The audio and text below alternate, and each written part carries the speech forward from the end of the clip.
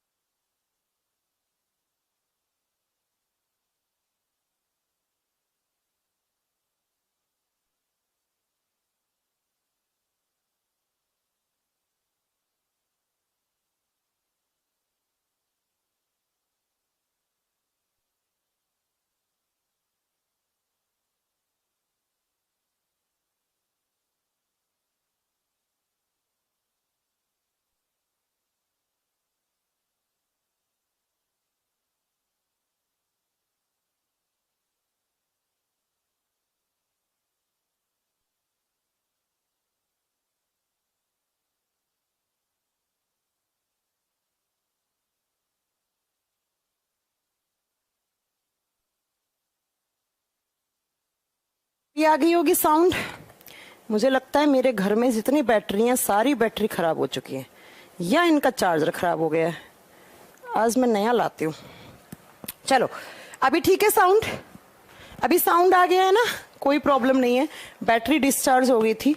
ये battery discharge क्या, मुझे लग रहा है खराब ही हो गई है बैटरी। मैं चेंज करवा लेती हूँ इन्हें आज। चलो हो गया, वॉइस एकदम अभी क्लियर है, कोई दिक्कत नहीं है। चलिए सुनिए, सेंट्रोजोम और सेंट्रियोल दो सेल के अंदर सेल ऑर्गेनली होते हैं। ये क्या होते हैं? ये होते हैं माइक्रोबॉडीज। माइक्रोबॉडीज का मतलब मैंने बताया था, बहुत छोटी छोटी हमारे सेल्स के अंदर स्ट्रक्चर होती हैं जो सिर्फ और सिर्फ हमें बहुत ही डीपली इलेक्ट्रॉन माइक्रोस्कोप से देखोगे तो सिर्फ तब दिखेंगे आपको, सिर्फ तब दिखेंगे आपको। अब अगर हम बात करते हैं सेंट्रियोल और सेंट्रोजोम कैसे दिखते हैं, बच्चों ये इमेज देखो, ये एक सेल है, इस सेल के अंदर यहां पर क्या है? सेंट्रोजोम है, और यहां पर निकाल के इसने दिखाया है कि सेंट्रोजोम कैसे होता है। तो आप बताओगे बच्चा, एक तो ये रहा ऐसी स्ट्रक्चर बनी हुई, एक ऐसी स्ट्रक्चर बनी हुई, ऐसी छोटी छोटी ट्यूब जैसी स्ट्रक्चर होती हैं, इन्हें बोलते हैं माइक्रोट्यूब्यूल। बच्चों एक होता है ट्यूब, ट्यूब का मतलब होता है नली या नलिका।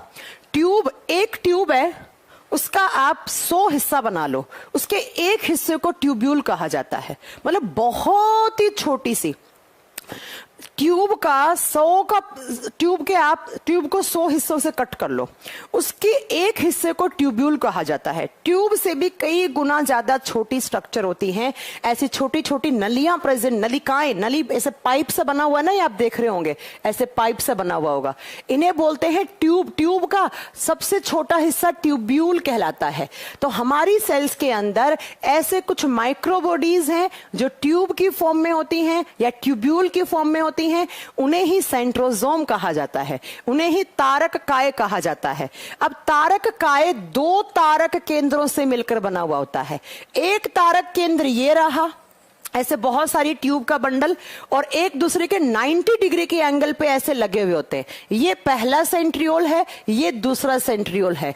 तो एग्जाम में क्या क्वेश्चन आता है कि एक तारक काय जो है वो कितने सेंट्रियोल से मिलकर बना हुआ है, एक तारक काय कितने तारक केंद्रों से मिलकर बना हुआ होता है। तब आप क्या बताओगे? एक सेंट्रोजोम 2 सेंट्रियोल से मिलकर बना हुआ होता है। इनकी स्ट्रक्चर, सेंट्रोजोम की स्ट्रक्चर कैसे होती है? तो ऐसे बहुत पतली पतली सी हमारी सेल्स के अंदर पाइप होते हैं। ये पाइप ऐसे मानो लकड़ियों का, बहुत सारी लकड़ी नहीं होती छोटी छोटी पतली पतली, उनका आपने एक बंडल बना दिया, इसको कहेंगे पहला सेंट्रियोल। ये 1 नंबर का क्या है? सेंट्रियोल, ये पहला सेंट्रियोल है। और दूसरा सेंट्रियोल इसी के ऐसे आप बताओगे कि 90 डिग्री के एंगल पे दूसरा सेंट्रियोल ऐसे लगा हुआ होता है, दूसरा सेंट्रियोल ऐसे लगा हुआ होता है। तो इन जो स्ट्रक्चर है, इन दोनों को एक साथ मिलाकर आप क्या कहते हो? इन दोनों को सेंट्रियोल। ये दूसरा सेंट्रियोल है, ये दूसरा तारक केंद्र है। तो जब 2 तारक केंद्र मिलते हैं बच्चों, तब एक सेंट्रोजोम बनता है। जब 2 तारक केंद्र बनते हैं तो एक सेंट्रोजोम बनता है, एक तारक काय बनता है। और जब हम इन सेंट्रोजोम की बात करते हैं, ये नलियां किसकी बनी हुई है बच्चों? ये नलियां बनी हुई होती है प्रोटीन की। कौन सा प्रोटीन है? तो लिख देना, इनमें होता है ट्यूब्यूलिन प्रोटीन। ट्यूब्यूलिन प्रोटीन, जब ऐसे छोटी छोटी ट्यूब्यूलिन प्रोटीन की स्ट्रक्चर एक दोनों से 90 डिग्री के एंगल पर, आप बताओगे ऐसे 90 डिग्री के एंगल पर अरेंज्ड होती हैं, इनको कहा जाता है सेंट्रियोल। और इस पूरी स्ट्रक्चर को नाम दिया जाता है सेंट्रोजोम। इसे कहा जाता है तारक काय। ठीक है, एग्जाम में क्वेश्चन क्या आएगा कि भाई सेंट्रोजोम, जो मैं बताऊंगी सिर्फ वही एग्जाम में क्वेश्चन आता है। सेंट्रोजोम कितने सेंट्रियोल से मिलकर बना हुआ होता है? 2 सेंट्रियोल, एक दूसरे के 90 डिग्री के एंगल पे लगे हुए होते हैं। दूसरी बात आप बताओगे यहां पर कि ये जो छोटी छोटी माइक्रोट्यूब्यूल हैं या माइक्रोबॉडीज हैं जो ट्यूब की फॉर्म में होती हैं, ये किस प्रोटीन की बनी हुई होती हैं? ये ट्यूब्यूलिन प्रोटीन की बनी हुई होती हैं। अब मैं जो नेक्स्ट पॉइंट आपको बताने वाली हूं कि ये किस प्रकार की सेल्स में देखने को मिलते हैं, बच्चों इस पॉइंट को ध्यान से नोट कर लेना, बस एग्जाम में यही आता है। मैं इसको स्टार कर दे रही हूं। अगर आप सेंट्रोजोम की और सेंट्रियोल की बात करते हो, ध्यान से सुन लेना, अगर आप सेंट्रोजोम और सेंट्रियोल की बात करते हो, तारक काय और तारक केंद्र की बात करते हो, तो ये सिर्फ और सिर्फ किस प्रकार की सेल्स में देखने को मिलते हैं? They are present in only animal cell. ये जंतु कोशिकाओं में दिखेंगे, मतलब हमारी सेल्स में। मतलब आपने गाय की, भैंस की, बकरी की, हम लोगों की अगर सेल उठाकर देखी है तो सिर्फ उसमें सेंट्रोसोम और सेंट्रियोल ऐसी स्ट्रक्चर बनी हुई दिखाई देगी। लेकिन अगर आपने कोई प्लांट सेल ली है तो प्लांट के अंदर ये सेंट्रोसोम या सेंट्रियोल एब्सेंट होते हैं, नहीं पाए जाते हैं। तो आप क्या लिखोगे कि पादप कोशिकाओं में तारक काय, तारक केंद्र अनुपस्थित होते हैं, जबकि जंतु कोशिकाओं में ये पाए जाते हैं।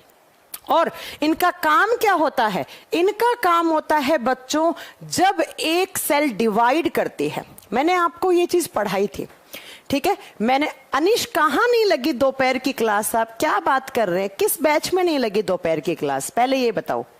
हाँ, किस बैच में नहीं लगी? पहले तो ये बताओ। आप कितनी देर से कमेंट किए जा रहे हैं कि मैम आज दोपहर की क्लास नहीं लगी। अगर आप यूट्यूब की बात कर रहे हैं तो मुझे वहां पर सिर्फ वायरल डिजीज करवानी थी, वो मैंने करवा दी। बाकी मेरी वो बैच में चल रही है क्लास, ठीक है? अभी पढ़ाई पे ध्यान दो। क्या ये फालतू की बात? आपके बैच में लग रही है ना क्लास? यूट्यूब पे मैं क्लास लूं ना लूं, कब लूं, वो तो मेरी प्रॉब्लम है ना, वो मेरी प्रॉब्लम है, ठीक है? सिर्फ पढ़ाई पे ध्यान दो, कमेंट सेक्शन को साइड कर दो। अब अगर बात करती हूं कि मैम ये सेंट्रोसोम का काम क्या होता है, क्यों होता है ये हमारी सेल्स में, तो बच्चों ये हेल्प करता है। It is helpful in cell division process, helpful in cell division process. यह कोशिका विभाजन की प्रोसेस में सहायक होता है। सेल डिवीजन किसे बोलते हैं हम? कोशिका विभाजन को। अब ये सेल डिवीजन क्या होता है, ध्यान से सुनो। जब एक सेल अपने आप को डिवाइड करती है और डिवाइड करके ऐसे नई दो सेल बना दी, मान लो, एग्जाम्पल बता रही हूं मैं, ठीक है? सिर्फ मैं एग्जाम्पल बता रही हूं कि एक सेल है, इसने अपने आप को डिवाइड किया, डिवाइड करने से दो नई सेल्स बन गई, तो इन्हें बोलते हैं नई सेल, इन्हें बोलते हैं पुरानी सेल, ठीक है? जिस प्रोसेस के थ्रू ये डिवाइड हुई हैं उसे कहा जाता है सेल डिवीजन, उसे कहा जाता है कोशिका विभाजन, कोशिका विभाजन। अब मैं नेक्स्ट पॉइंट क्या बोल रहा हूं, ध्यान से सुनना। जब कोई एक सेल अपने आप को डिवाइड करती है, मैंने आपको बताया था सेल के अंदर क्या होते हैं, क्रोमोसोम भी होते हैं, तो भैया क्रोमोसोम का भी तो डिवीजन होगा। क्रोमोसोम, जब कोई सेल डिवाइड होती है तो सेल के अंदर जो क्रोमोसोम्स होते हैं, जो गुणसूत्र होते हैं, उनका भी डिवीजन होता है, उनका भी विभाजन होता है। तो बेसिकली ये सेंट्रोसोम सेल डिवीजन में सहायक होता है। कैसे होता है सहायक? तो जब कोई सेल अपने आप को डिवाइड कर रही होती है तो उसमें उसके सेंट्रोसोम भी डिवाइड होते हैं या उसके क्रोमोसोम्स भी डिवाइड होते हैं। कुछ क्रोमोसोम्स हैं जो यहां आ जाएंगे, कुछ हैं जो यहां आ जाएंगे। अब किसमें कितने होते हैं वो आगे की बातें, वो छोड़ दो। तो क्या करता है ये सेंट्रोसोम? सेंट्रोसोम जब इस सेल के अंदर सेल डिवीजन होगा, हो रहा होगा, तब क्या करेगा? अपने जो दोनों सेंट्रियोल हैं इनको खोल देगा, इनको ओपन कर देगा। ये जो आप कह रहे हैं ना लकड़ी के बंडल हैं, ये बंडल हैं, इसमें देखो एक ट्यूब, दूसरी, तीसरी, चौथी, से देखो कितनी सारी ट्यूब हैं। तो सेंट्रोसोम को मालूम चल जाएगा कि इस सेल में डिवीजन होना है, तो सेंट्रोसोम अपने सेंट्रियोल को बोलेगा भैया खुल जाओ, अपने इन सारी ट्यूब को अलग अलग कर दो। और ये ट्यूब अलग होकर ये जो क्रोमोसोम्स है ना, इनमें कॉन्ट्रैक्शन पैदा करती हैं। कॉन्ट्रैक्शन का मतलब होता है इन्हें सिकुड़ने का काम करेंगी, इन क्रोमोसोम्स को अलग अलग करेंगी। क्रोमोसोम्स हमेशा जोड़ियों में होते हैं, बता चुकी हूं मैं। क्रोमोसोम्स किस में होते हैं? पेयर्स में होते हैं।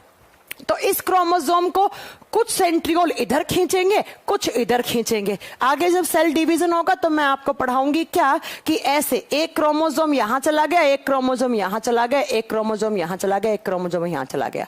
अब इन दोनों को यहां पर दो पोल बन जाते हैं, दो ध्रुव बन जाते हैं। इन्हीं ध्रुव से निकलते हैं कुछ स्पिंडल फाइबर। फाइबर बनाने का काम करता है कौन? सेंट्रोसोम। किसके थ्रू? सेंट्रियोल के थ्रू। ये जो सेंट्रियोल की जो नलियां है ना, ये नलियां ऐसे अपनी तरफ इन क्रोमोसोम्स को खींचेंगी।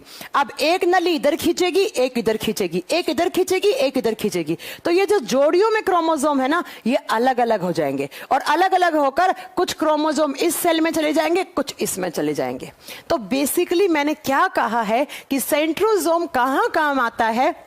सेल डिवीजन में काम आता है, कोशिका विभाजन में। और कोशिका विभाजन में क्या काम करता है, जो क्रोमोसोम्स होते हैं एक सेल के अंदर, उनका जब डिवीजन होना होता है तो उन क्रोमोसोम के अंदर कॉन्ट्रैक्शन पैदा करता है। कॉन्ट्रैक्शन का मतलब समझ रहे हो आप? कॉन्ट्रैक्शन का मतलब होता है इनमें सिकुड़न पैदा करेगा, एक दूसरे को अलग करेगा, और अलग करने से ये क्रोमोसोम इस पोल पे चला जाएगा, एक क्रोमोसोम इसका यहां चला जाएगा, और फिर यही क्रोमोसोम आगे वाली जो डिवाइड होकर सेल्स बनती हैं उनमें चले जाएंगे।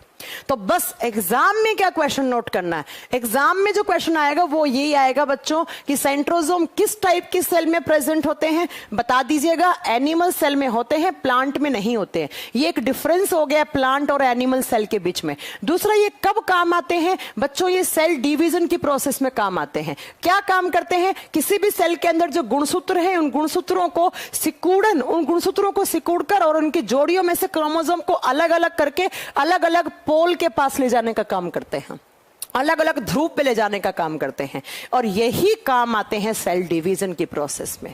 बस सेंट्रोसोम और सेंट्रियोल के बारे में आपको इतना ही पॉइंट नोट करना है, इससे ज्यादा किसी एग्जाम में कोई क्वेश्चन नहीं बनता है सेंट्रोसोम से।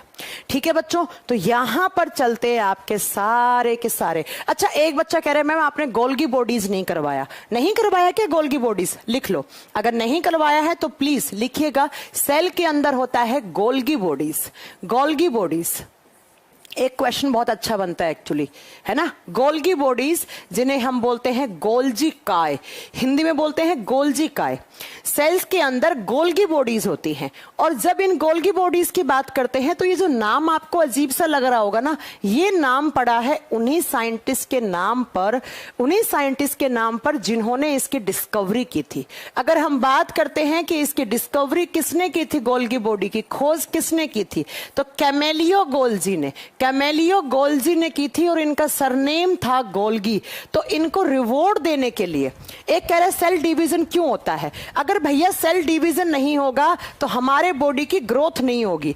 अगर आपके बॉडी में सेल्स, मैंने कहा था एक दिन में बहुत सारी सेल्स मरती हैं और बहुत सारी सेल्स वापस बनती हैं, तो ये बताओ कि अगर सेल डिवीजन नहीं होगा तो हमारे बॉडी में सेल्स की कमी हो जाएगी। तो ग्रोथ होने के लिए बहुत जरूरी होता है सेल डिवीजन। ठीक है मान सिंह, बता दिया मैंने। अब मेरी बात को जरा ध्यान से सुनो, गोल्गी बॉडी की खोज किसने की थी? कैमेलियो गोल्जी ने कही थी। अब अगर मैं बात करती हूं इस गोल्गी बॉडीज का काम क्या होता है, इसका फंक्शन क्या होता है, ध्यान से सुनना। इसे कहा जाता है सेल का ट्रैफिक पुलिस। ट्रैफिक पुलिस कहा जाता है, ट्रैफिक पुलिस कहा जाता है बच्चों। अब मैम इसका नाम ट्रैफिक पुलिस क्यों पड़ा? देखो, पहले तो ध्यान से सुनना, इसे ट्रैफिक पुलिस क्यों बोलते हैं। अगर मैं पूछूं ट्रैफिक पुलिस क्या काम करती है, तो आप लोग बोलोगे चालान काटती है। चालान नहीं, जब कहीं पर भी हमारे शहर में क्या लगता है, जाम लगता है बहुत ज्यादा, गाड़ियां फंस जाती हैं बहुत सारी, तो ट्रैफिक पुलिस आती है और वो उस जाम को क्या करवाती है, क्लियर करवाती है। ऐसे ही हमारी सेल्स में जो ट्रैफिक पुलिस का काम करता है वो गोल्गी बॉडीज करता है। कैसे करता है बच्चों? देखना, ये सेल है, इस सेल के अंदर मैंने कहा था कुछ राइबोसोम यहां पड़ा है, कुछ यहां पड़ा है, कुछ यहां पड़ा है, कुछ यहां पड़ा है, कुछ यहां पड़ा है। और राइबोसोम क्या बनाते हैं? प्रोटीन बनाते हैं। तो इसका मतलब मैम कुछ प्रोटीन यहां पड़ा होगा, कुछ यहां पड़ा है ऐसे बिखरा, कुछ यहां पड़ा है, कुछ यहां पड़ा है। इसका मतलब मैम हमारी सेल्स में बहुत सारा प्रोटीन अलग अलग जगह पड़ा है, या बहुत सारे न्यूट्रिएंट्स पड़े, पोषक तत्व पड़े। तो इस तरीके से तो हमारी सेल में जाम लग जाएगा, हमारी सेल में बहुत सारा जाम लग जाएगा। मतलब यहां पर जो आपके सेल ऑर्गेनेलीज हैं उनको सस्टेन करने में बहुत प्रॉब्लम हो जाएगी। तो इसलिए क्या होता है बच्चों, आप बताओगे, ये गोल्गी बॉडीज आते हैं, इस प्रोटीन को यहां से उठा देंगे, इसको यहां से उठा देंगे, इसको यहां से उठा देंगे, इसको यहां से उठा के इन सारे प्रोटीन को एक साथ लाकर ऐसे छोड़ देते हैं। तो इस प्रोटीन की हो गई बच्चों पैकिंग, इस प्रोटीन की क्या होगी, पैकिंग हो गई है। प्रोटीन को बांध दिया है, किसकी फॉर्म में, बंडल की फॉर्म में। जैसे मैं बताती हूं आपको, अपने घरों में अपन क्या करते हैं, खेत वेत में एक लकड़ी यहां पड़ी है, एक लकड़ी यहां पड़ी है, एक लकड़ी यहां, एक लकड़ी यहां, ऐसे बहुत सारी लकड़ियां पड़ी है। इन सारी लकड़ियों को उठाओ और उठाकर एक बंडल बना दो, ऐसे ऐसे बंडल बना दिया तो कितना आसान हो जाएगा इन लकड़ियों को ट्रांसपोर्ट करना, है ना। जैसे आपको खेत से घर लकड़ी लेके जानी है तो आप सारी लकड़ियों को उठाओगे और उसको एक जगह बंडल की फॉर्म में बांध दोगे और इसको इजीली आप ट्रांसपोर्ट कर दोगे। तो इसी तरीके से हमारी सेल्स में बहुत सारा प्रोटीन पड़ा हुआ होता है अलग अलग जगह, और अगर ये प्रोटीन अलग अलग जगह रहेगा तो हमारी सेल में जाम लग जाएगा, और फिर इस जाम को क्लियर करने के लिए कौन आएगा भाई साहब? ट्रैफिक पुलिस आएगी। और ट्रैफिक पुलिस क्या करेगी? कुछ प्रोटीन यहां से सब जगह से प्रोटीन उठाया और उस प्रोटीन की क्या कर दी? पैकिंग कर दी, उसको बंडल की फॉर्म में बांध दिया।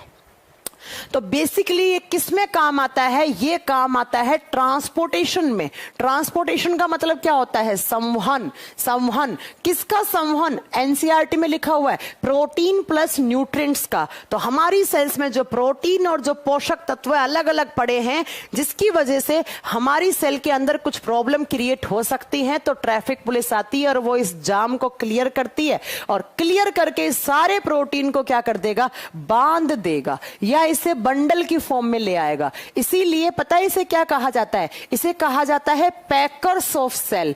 पैकर्स का मतलब क्या होता है? जो पैकिंग करते हैं। या सेल का बंडल कहा जाता है कि ये बंडल की फॉर्म में ला देता है, या इसी का नाम पड़ता है ट्रैफिक पुलिस। तो अगर एग्जाम में क्वेश्चन आ जाए कि सेल के किस ऑर्गेनली को ट्रैफिक पुलिस कहा जाता है, तो आप क्या आंसर करके आएंगे? गोल्गी बॉडीज को कहा जाता है। और ये किस में काम आता है? ये ट्रांसपोर्टेशन में काम आता है। किसका ट्रांसपोर्टेशन करेगा? या तो किसी प्रोटीन का करेगा, या सेल के अंदर हमारे बहुत सारे न्यूट्रिएंट्स होते हैं जो बिखरे हुए पड़े होते हैं, कुछ बहुत सारे पोषक तत्व होते हैं जो अलग अलग पड़े हुए होते हैं, उन सबको उठाकर उसकी पैकिंग कर देता है, ताकि आसानी से इस प्रोटीन को जिस टारगेट पार्ट पर जाना है वहां पर इजीली ये ट्रांसपोर्ट हो जाए। इजीली क्या हो जाए? ये ट्रांसपोर्ट हो जाए। ये एग्जाम में क्वेश्चन बन सकता है बच्चों। ये कहां होते हैं? एक बच्चा पूछ रहे सेल के पास। तो ये जो न्यूक्लियस है ना सेल का, इस न्यूक्लियस के आसपास वाले एरिया में गोल्गी बॉडीज होती हैं। कैसे बनी हुई होती है? अगर आप इमेज देखोगे ना कभी सेल के अंदर, बच्चा कैसे दिखते हैं? बच्चा आपको ये ऐसे दिखते हैं। आपको ये किनारा इनका फूला हुआ होता है, ऐसे दिखते हैं आपको। ऐसे ऐसे कुछ क्या पड़ा हुआ होता है? आपका गोल्गी बॉडीज पड़े हुए होते हैं। ठीक है। अब मैं एक ना बहुत अच्छा स्टार बना के पॉइंट लगा रही हूं, ध्यान से सुन लीजिएगा।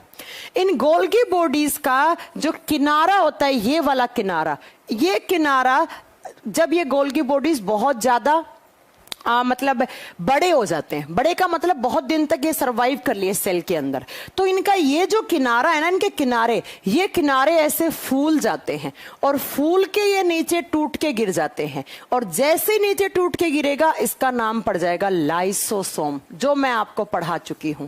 तो एग्जाम में क्या क्वेश्चन आता है भैया? एग्जाम में सीधा सीधा क्वेश्चन आता है कि किसके टूटने से लाइसोसोम बनते हैं। अगर एग्जाम में क्वेश्चन आ गया तो बताओ क्या आंसर करोगे? कि जब हमारी सेल्स के अंदर जो गोल्गी बॉडीज होते हैं, गोल्गी बॉडीज का जो किनारा होता है, वो किनारा अगर फूल जाता है और बैग जैसी स्ट्रक्चर बन जाती है, तो बच्चों उसे क्या कहते हैं? वो बैग जैसी स्ट्रक्चर बन के और टूट के नीचे गिर जाती है, तो नीचे गिरते ही उसे क्या कहा जाता है?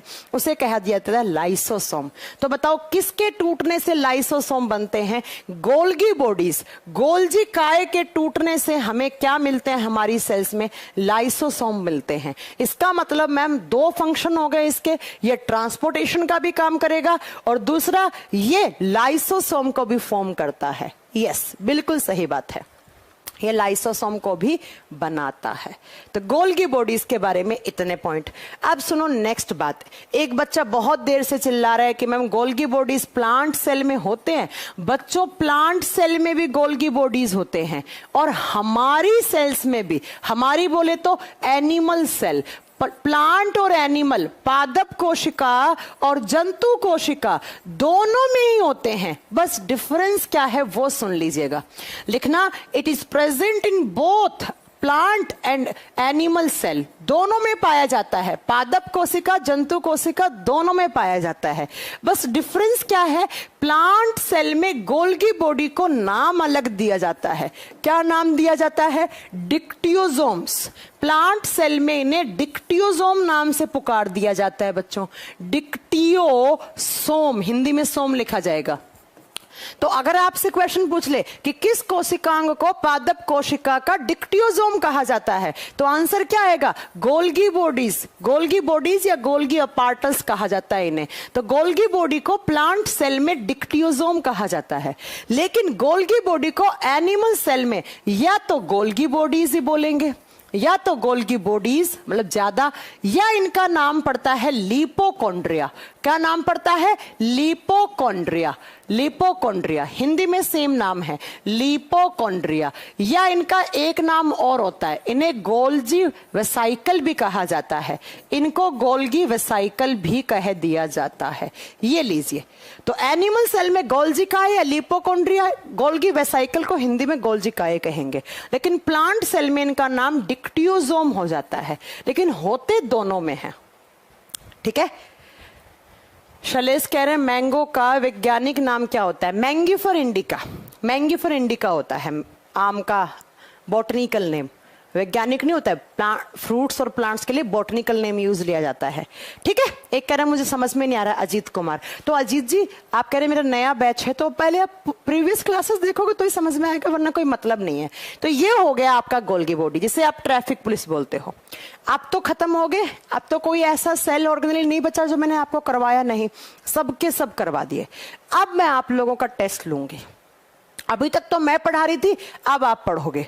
अब आप मुझे बताओगे कि प्लांट सेल में और एनिमल सेल में क्या क्या डिफरेंस होते हैं। सब करवा चुकी हूं, रिकॉल करो पुराने क्लासेस। आप बताओगे, कम से कम 7-8 आप बताओगे, 2-3 मैं बता दूंगी। चलो शुरू हो जाओ, चलो शुरू हो जाओ। प्लांट सेल इधर लिखो, प्लांट सेल इधर लिखो, एनिमल सेल, और इन दोनों में डिफरेंस बताओ। पादप कोशिका और जंतु कोशिका में क्या क्या डिफरेंस बताए थे मैंने, क्या क्या अंतर बताए थे।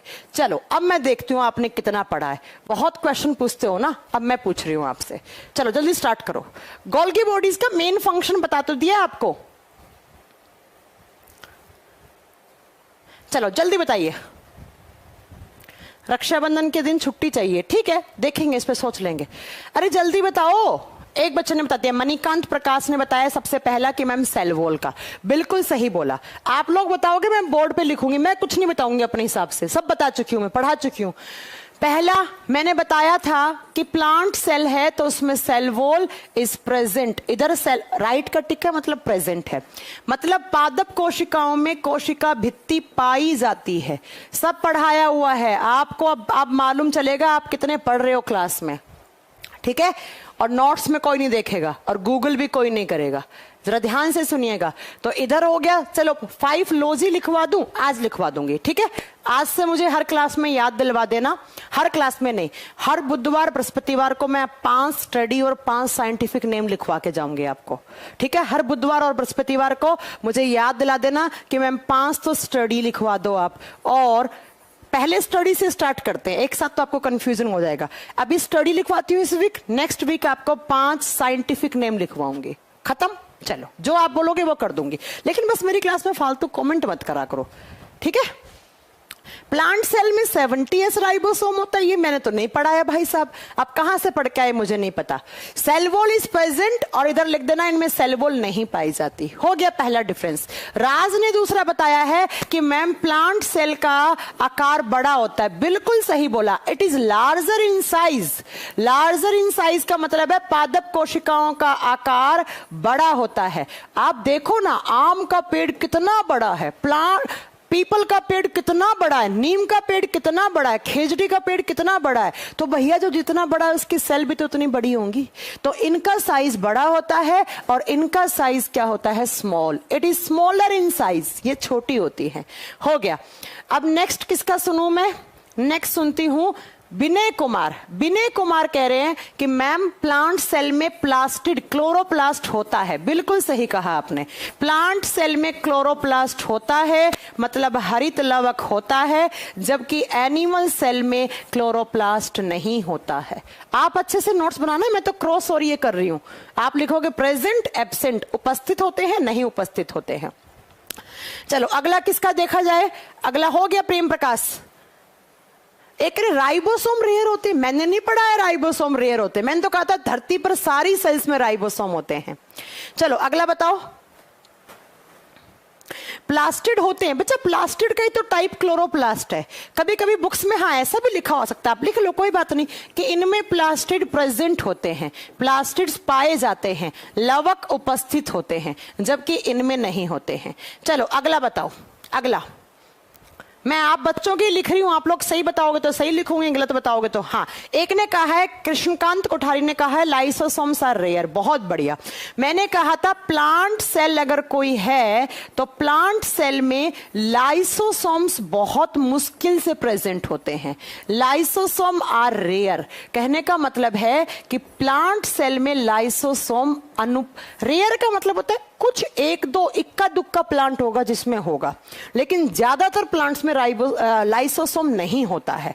तो लिख दो लाइसोसोम कभी कभी पाए जाते हैं।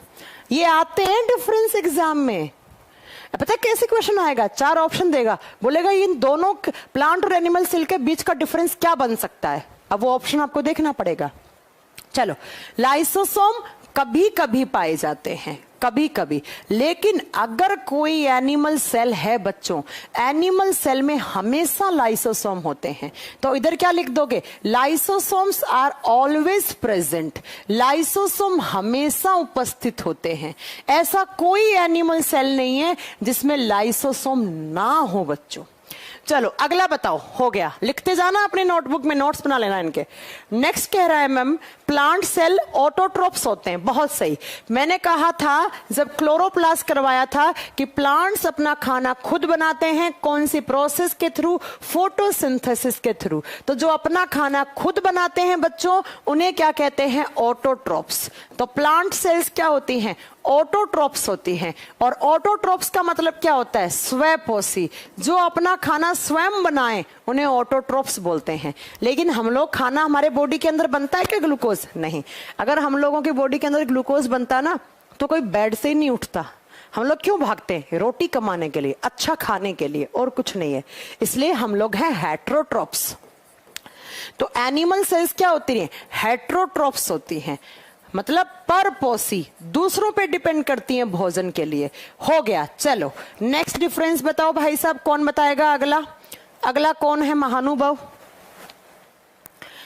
हाँ, रोशे ने बताया। रोशे रुथ बोल रहे हैं कि मैम प्लांट सेल में वैक्यूल का साइज बड़ा होता है। आपने बताया था वैक्यूल क्या होता है?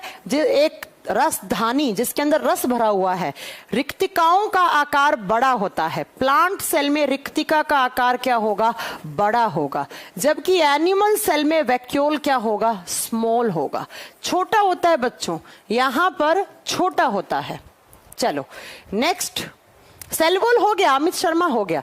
अक्षय ने बताया है कि प्लांट सेल का जो स्टोर फूड होता है, बहुत अच्छा पॉइंट बताया है। प्लांट सेल के अंदर जो स्टोर फूड होता है, बच्चों ध्यान से सुनना, इसे स्टोर फूड बोलो या इसे रिजर्व फूड बोलो। रिजर्व फूड का मतलब क्या होता है? संचित भोजन या संग्रहित भोजन, वो भोजन जिसे प्लांट स्टोर करके रखते हैं। किसकी फॉर्म में होता है? प्लांट में होता है, प्लांट सेल के अंदर होता है स्टार्च की फॉर्म में। आगे पढ़ाऊंगी ये स्टार्च क्या होता है। जबकि एनिमल सेल का स्टोर फूड किस फॉर्म में होता है? ग्लाइकोजन में होता है, ग्लाइकोजन की फॉर्म में होता है। और कहां होता है ये भी लिख लो।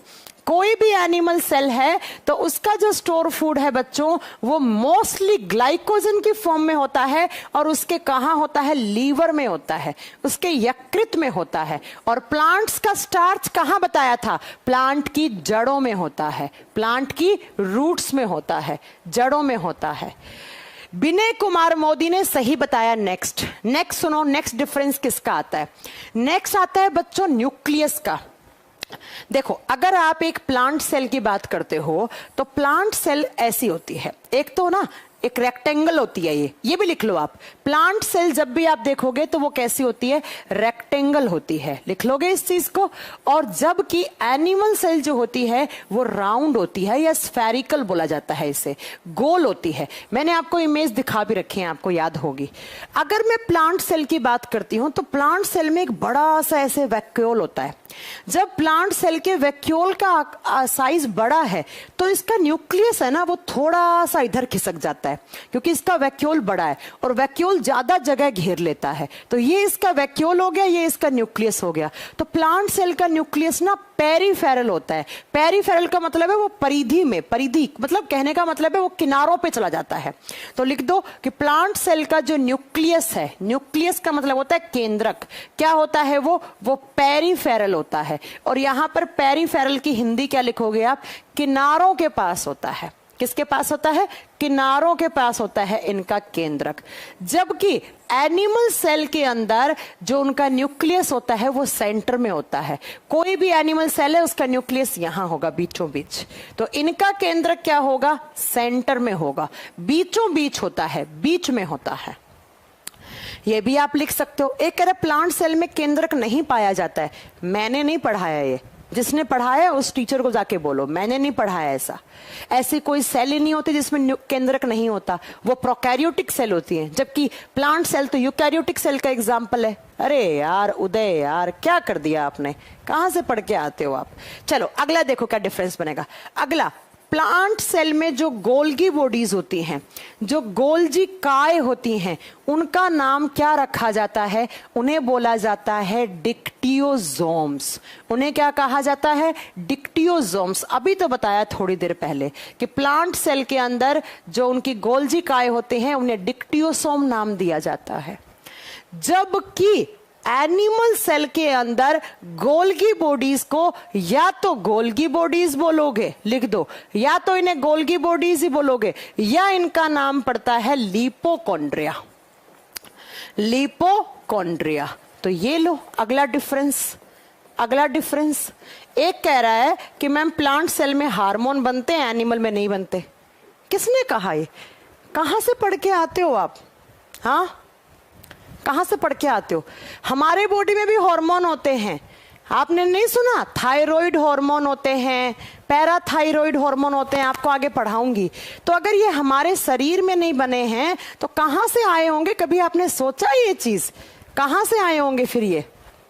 हाँ, आप क्या हार्मोन कभी सुना है? अरे भाई साहब आज तो मैं बीमार हो गया तो मैं 1 किलो हार्मोन खरीदने जा रहा हूं। तो बिल्कुल मत बोलना ऐसी बातें। नेक्स्ट है, प्लांट और एनिमल दोनों में हार्मोन बनते हैं, हमारे बॉडी में भी हार्मोन बनते हैं, प्लांट में भी बनते हैं। अगला जो डिफरेंस है वो बाल किशन ने सही बताया है, स्फेरोजोम एंड ग्लाइक्सोसोम्स का।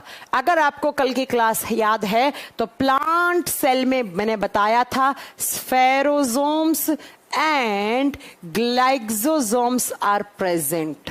Spherosome and glycosomes are present. Present का मतलब है पादप कोशिकाओं में स्फेरोजोम और ग्लाइक्सोसोम पाए जाते हैं। लेकिन अगर कोई एनिमल सेल है तो उसमें स्फेरोजोम और आपके ग्लाइक्सोसोम्स क्या होंगे? एब्सेंट होंगे, इनमें नहीं पाए जाते। चलो नेक्स्ट सुनो, नेक्स्ट मैं बताती हूं। देखो प्लांट सेल के चारों तरफ क्या होता है? सेल वॉल होता है। इसीलिए सेल वॉल मैंने बताया था सेल्यूलोज का बना हुआ होता है, याद करो आप। और जो सेल्यूलोज का बना हुआ होता है तो वो हार्ड होता है। तो प्लांट सेल का जो साइज है ना वो हमेशा फिक्स रहता है। लेकिन हमारे बॉडी में साइज में बताऊं, आरबीसी अलग अलग साइज का दिखेगा, अलग शेप का दिखेगा, डब्ल्यूबीसी अलग दिखेगा, प्लेटलेट्स अलग दिखेगा, आंखों वाली सेल्स अलग दिखेंगी, नाक वाली अलग दिखेंगी। तो हमारी सेल्स का साइज और शेप फिक्स नहीं होता है, लेकिन प्लांट सेल का साइज और शेप दोनों फिक्स होता है, बिकॉज प्लांट सेल में सेल वॉल है, हम लोगों में नहीं है। तो नेक्स्ट लिख दो बच्चों, क्या लिखोगे? अगला लिख दीजिएगा आप कि जो प्लांट सेल्स हैं उनके अंदर उनका साइज एंड शेप, उनका आकार और आकृति है वो फिक्स्ड होता है। तो इनका आकार और आकृति निश्चित होता है। आकार और आकृति निश्चित होते हैं बच्चों। निश्चित का मतलब फिक्स्ड होते हैं। लेकिन ये इनकी सेल्स और साइज फिक्स नहीं होते हैं, वो इर्रेगुलर होते हैं। इर्रेगुलर का मतलब होता है अनिश्चित आकार की। उन्हें जैसी जगह मिलती है वैसा ही अपना शेप ढाल लेते हैं। सब ऑर्गन्स की सेल्स अलग अलग दिखते हैं। ठीक है, लिख दोगे? चलिए एक लास्ट बट नॉट लीस्ट अगला डिफरेंस अभी थोड़ी देर पहले बताया कि एनिमल सेल में सेंट्रोजोम एंड सेंट्रियोल होते हैं, लेकिन प्लांट सेल में सेंट्रोजोम्स आर उन्हें जैसी जगह मिलती है वैसा ही अपना शेप ढाल लेते हैं। सब ऑर्गन्स की सेल्स अलग अलग दिखते हैं। ठीक है, लिख दोगे? चलिए, एक लास्ट बट नॉट लीस्ट अगला डिफरेंस अभी थोड़ी देर पहले बताया कि एनिमल सेल में सेंट्रोजोम एंड सेंट्रियोल होते हैं, लेकिन प्लांट सेल में सेंट्रोजोम्स आर एब्सेंट। इनमें तारक काय नहीं पाया जाता। लिख देना, तारक काय नहीं पाया जाता, जबकि हमारी सेल्स में centrosomes are present. Centrosomes are present. ये वो डिफरेंस हैं जो एग्जाम में कभी कभी पूछ लिए जाते हैं। अब देखो, कुछ बच्चे पूछ रहे हैं, सीलिया के बारे में बात कर रहे हैं, है ना? सीलिया क्या होते हैं? सेल के मूवमेंट में हेल्प करती हैं सीलिया। आगे मैं आपको पढ़ाऊंगी, जब बैक्टीरिया की स्ट्रक्चर करवाऊंगी तब पढ़ाऊंगी मैं आपको।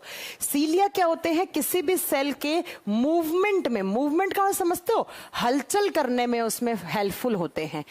तो एनिमल सेल में मूवमेंट होता है, हमारी सेल्स में मूवमेंट होता है ना, जबकि प्लांट में कोई मूवमेंट नहीं होता। तो प्लांट सेल में ये सीलिया नहीं होती हैं। प्लांट सेल में ये सीलिया एब्सेंट होती हैं बच्चों, नहीं होती हैं, क्योंकि प्लांट सेल में मूवमेंट नहीं है। प्लांट एक जगह फिक्स है जहां है, लेकिन मैं देखो यहां से यहां आ गई, यहां से यहां आ गई, तो मेरी सेल्स भी तो मूव कर रही हैं साथ में। तो सेल्स के अंदर जो मूवमेंट करवाता है ना, उस स्ट्रक्चर को सीलिया कहा जाता है, जो बच्चा मेरे से पूछ रहा है। ठीक है ma'am, cell membrane animal cell में प्रोटीन और लिपिड की बनी हुई होती है। बेटा वो सब में ही प्रोटीन और लिपिड की बनी हुई होती है। हम तो पागल हो जाऊंगी यार तुम लोगों के पीछे। तुम लोग नाक कटवा रहे हो। मैंने आज 12-13 क्लास पढ़ा दी, अब जाकर मेरा एक चैप्टर फिनिश हो रहा है और आप लोग ऐसा पढ़ रहे हो। बताओ कैसे काम चलेगा?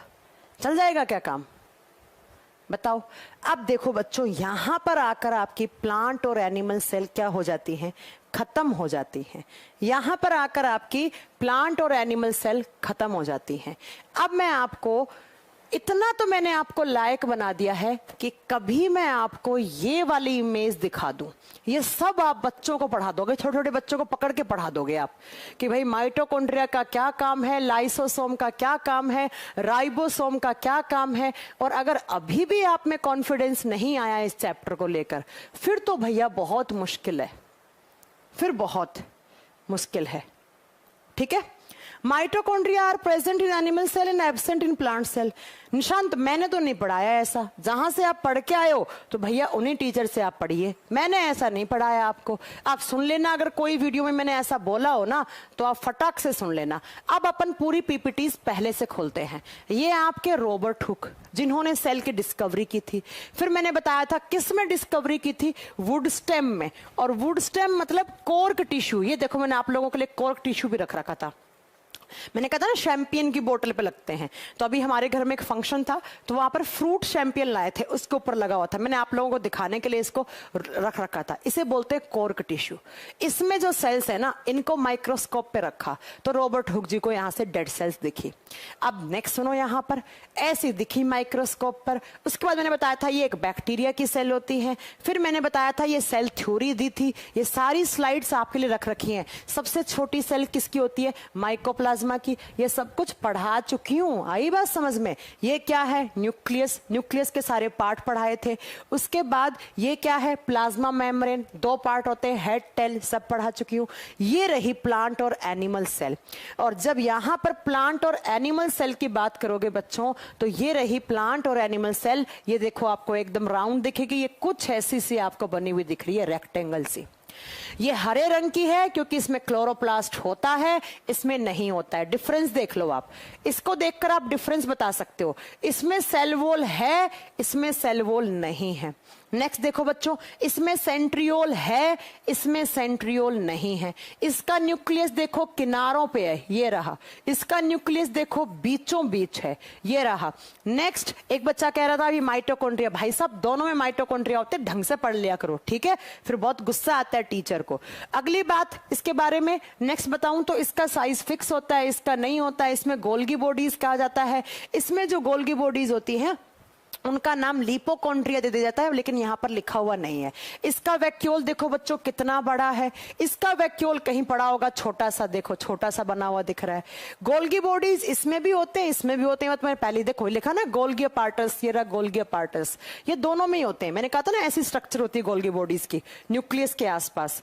नेक्स्ट माइटोकॉन्ड्रिया, इसमें भी है, इसमें भी है। माइक्रोबॉडीज इसमें भी है, इसमें भी है। देखो प्लाज्मा मेम्ब्रेन इसमें भी होगा, इसमें भी होगा। स्मूथ और रफ एंडोप्लाज्मिक रेटिकुलम इसमें भी होगा, इसमें भी होगा। इसमें स्टार्च होता है स्टोर, और बच्चों इसमें ग्लाइकोजन होता है स्टोर। ये अपना खाना खुद बनाती हैं क्योंकि इनके पास क्लोरोप्लास्ट है। ये अपना खाना खुद नहीं बना सकती। ये देखकर आप, अब मुझे लगता है आप इन इमेज को कभी देखोगे तो पक्का आपको ये टर्म से सब पढ़ा चुकी हूं मैं, एक भी ऐसा शब्द नहीं है जो मैंने नहीं पढ़ाया। आप खुद देख लो। आप ये देखो, कहां से शुरू करूं, थोड़ा जूम करती हूं ताकि आपको भी दिखे, नहीं तो आप सोचोगे मैं उल्लू बना रही है ना। ये देखो, ये सारे शब्द आप खुद से पढ़ लोगे। थोड़ा सा भाई साहब कम हो जाओ, दिख तो रहे ना आपको, दिख तो रहे ना।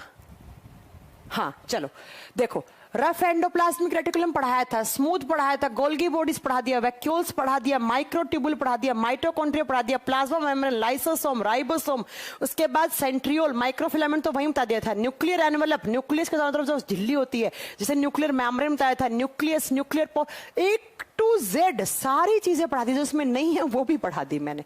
ठीक है, तो आज के बाद शायद आप ऐसी इमेज देखोगे तो आप कहोगे मैम ये तो आपने हमें एक एक करके पढ़ाया था। आज मुझे कितनी क्लास लग गई इस चैप्टर को फिनिश करने में। ठीक है, ये माइकोप्लाज्मा दिखाया था, बताया था माइकोप्लाज्मा में कोई सेल वॉल नहीं होती है। माइकोप्लाज्मा का डीएनए बता चुकी थी, ये हमारी सेल होती है, ये हमारी सेल है ये सारी। ठीक है, ये हमारी सेल दिखा रखी है इसने। ये एक बैक्टीरिया की सेल होती है, पहले बताया था बैक्टीरिया में किस टाइप की सेल्स होती हैं, प्रोकैरियोटिक टाइप की सेल्स होती हैं। इसके बाद नेक्स्ट ये डीएनए आरएनए बता दिए थे, इनका डिफरेंस बता दिया था, सब कुछ पढ़ा चुकी हूं। ये एनिमल सेल है, ये एक प्लांट सेल, डिटेल में पढ़नी है तो ऐसी लगती है। ठीक है, ये सारे एटीसीजी सब बता दिए थे। ये सारी पीपीटी को अब आप देखकर आप खुद से आइडिया लगा सकते हो कि भाई साहब आपने कितना पढ़ा है, आपने कितना पढ़ा है। साइटोलॉजी कंप्लीट हो गया है, लेकिन लेकिन लेकिन अब कुछ क्वेश्चंस आते हैं बच्चों सेल डिवीजन से। किससे आते हैं? सेल डिवीजन से आते हैं, कोशिका विभाजन से। कोशिका विभाजन से कुछ क्वेश्चन बनते हैं। तो ये बताओ अभी पढ़ाऊं या आपके अभी डाउट ले लूं, या एक नई क्लास से इसे स्टार्ट करें?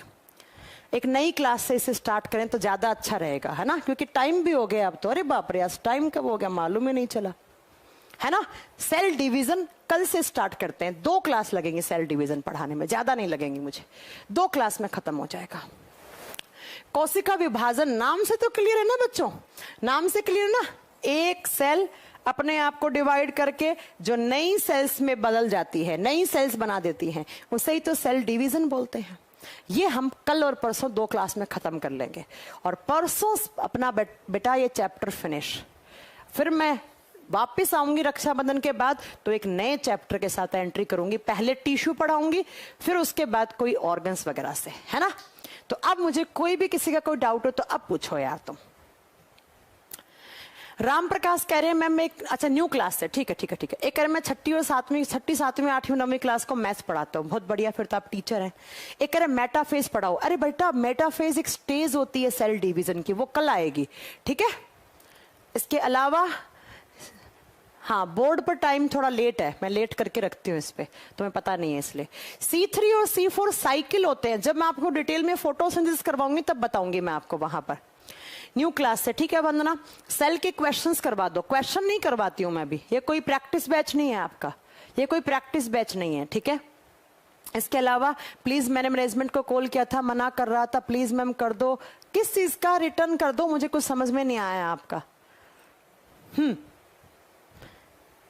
ठीक है मैम, संडे को छुट्टी चाहिए। अरे देखेंगे, एक क्वेश्चन है था सीडीएस का एग्जाम का, हो जाएगा पूरा। सीडीएस के ऐसे करके आओगे चुटकियों में क्वेश्चन, मैं लगवा दूंगी सीडीएस। आप प्रीवियस ईयर के पेपर डाउनलोड कर लो, खुद से मालूम चल जाएगा। अच्छा स्टडी लिखवा देते हैं, चलो बाकी सब छोड़ो, 5 स्टडी लिखो, आज याद करोगे ना एग्जाम में। एक देखो, अगर सीजीएल, सीपीओ, सीएचएसएल, एमटीएस या फिर कोई बच्चा एनडीए, सीडीएस, इसमें स्टडी बहुत आती है, ठीक है।